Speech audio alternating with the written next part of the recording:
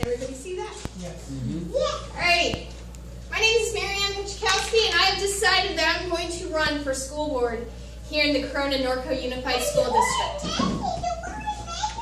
Through the past 2 years, I've heard since I've moved back to California, I've heard nothing but complaints about how school board representatives are not listening to the families and the constituents in the area. Instead, they're listening to the union representatives and big business. You may ask, what are my qualifications? You don't see me working in a classroom. Well, first off, I'm a California credentialed teacher. I went through one of the hardest programs in the state of California. I went through the Cal State Fullerton Credential Program.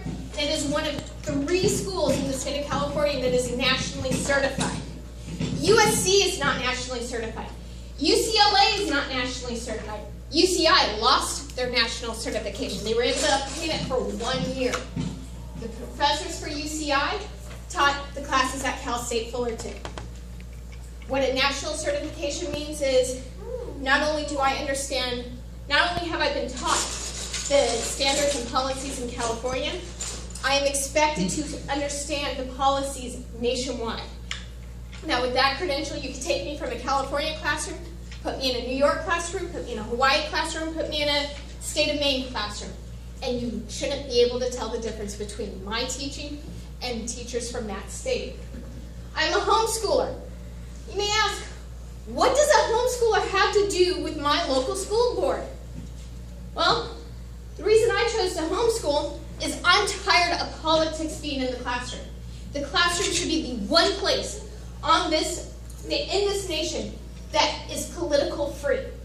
It should not be, hey, this classroom's conservative, and hey, this classroom's progressive. It should be a political free zone. It shouldn't matter what the child's parents are. It shouldn't matter what the teacher is. The curriculum itself should be apolitical, teaching students to learn on their own.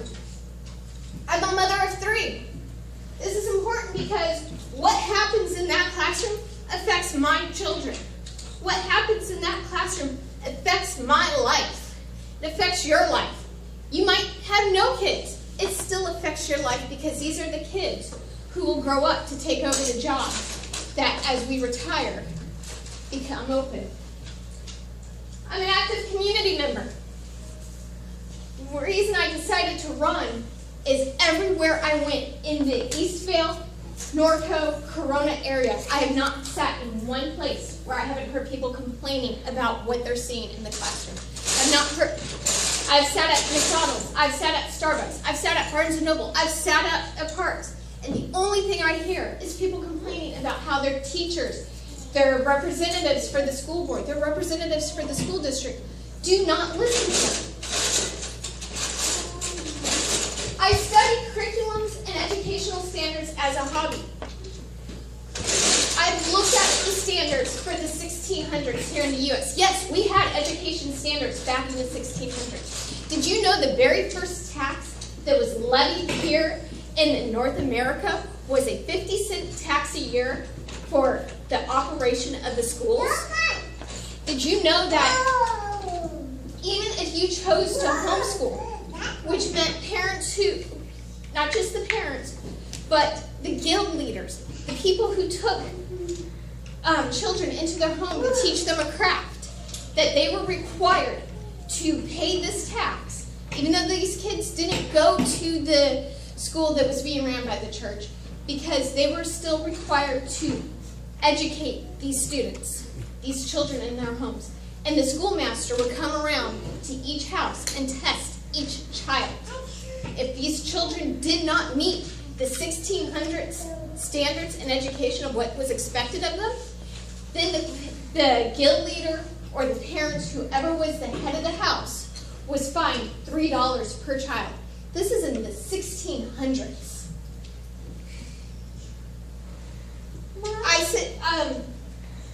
This is No Child Left Behind that was passed in, I believe, 2004. This is Henry Hirsch's standards that he wrote in 1983 that is the basis for the series, What Your Fill-in-the-Blank Graders Should Know. This is his standards. This is the law brought in Common Core. This is the Henry Hirsch's standards. I've started arguing against what I saw in education back in 1993. I was in 7th grade. I got into teaching because I could not believe, as a 7th grader, what I saw going on in the classroom. I could not believe the rewriting of history I saw as a 7th grader, because politics was more important than the actual events that happened. My grandmother knew Dr. Brown from Brown versus the Board of Education. As a 4th grader, when I came home telling her all about what I had learned about Dr. Brown that day in school, she sat me down and told me the real story behind the Brown versus the Board of Education. Dr. Brown lived right across the street from the school. Over there. His children couldn't go to that school because of their skin tone. He fought for that piece of legislation so his children could go to that school. He worked. He became a doctor back during a time period when people said people of skin color didn't become doctors. No, he was a doctor. He went to a public university in Kansas. He fought so his kids could go to that school. What upset him most about Brown versus Board of Ed was that it was turned into, hey, let's just ship everybody around. You didn't make it into that neighborhood, but we're going to ship your kids to that neighborhood, and those kids are going to get shipped to this neighborhood, where instead of the parents getting to choose and have a right in the choice of where their kids go to school, now the state was coming in and choosing it for them. I am anti-Common Core. To my very core, I am anti-Common Core. And the reason being is the Metrology Societies of America. Metrology is the study of test and evaluation, test and measurement. There is not a single U.S. Metrology Society that is for Common Core. That does not even back their own testing materials. The Metrology Societies have attempted to raise awareness that the testing, the curriculum, the science that we're being told this curriculum is based on, that it's all faulty.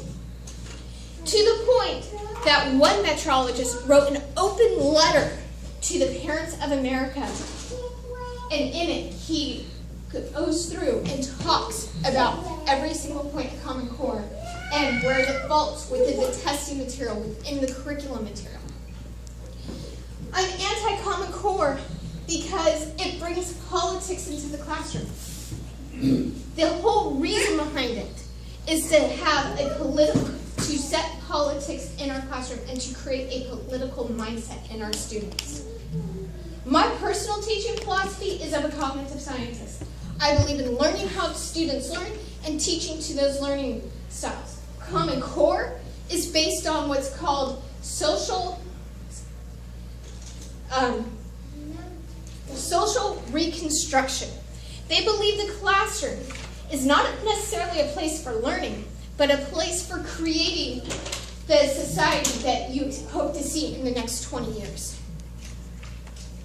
Think about that. It's creating the society they hope to see. It's not about learning. They're not expecting your children to learn how to add and subtract. They're expecting your children, to fit into some form of cog that they want in a particular spot. That should upset you. If elected to the board, I believe my position as a board member is to be your voices, is to be the voice for you. We have a school district, those guys are hired. We have a teachers union, those people are hired by their union reps. School board is supposed to be the voice of the parents, the voice of the families, the voice of those who cannot pay for somebody to be in the office. That is the reason behind school board. How can you help? First off, by getting the word out there that I am running for office. Right now this is a little premature because I cannot fill out my paperwork till July 14th, but I will be running for office. because our voice, the voice of the people, needs to be heard in that boardroom. Another thing you can do is share the information with those around you regarding your own personal concerns about what you're seeing in the Corona-Norco Unified School District. The fact that nobody on the board is willing to even answer Facebook messages that are against their personal viewpoints. I might not agree with you on everything, but if I got elected to the board, my position is to represent you, even if I don't agree with it. Number 3, vote. We are American citizens. This country was based on the fact that the voting electorate has a voice. Make sure your voice is heard at the polls. If you do not vote, your voice is silent and you are shackled with whatever choices everyone else decides to make. Thank you.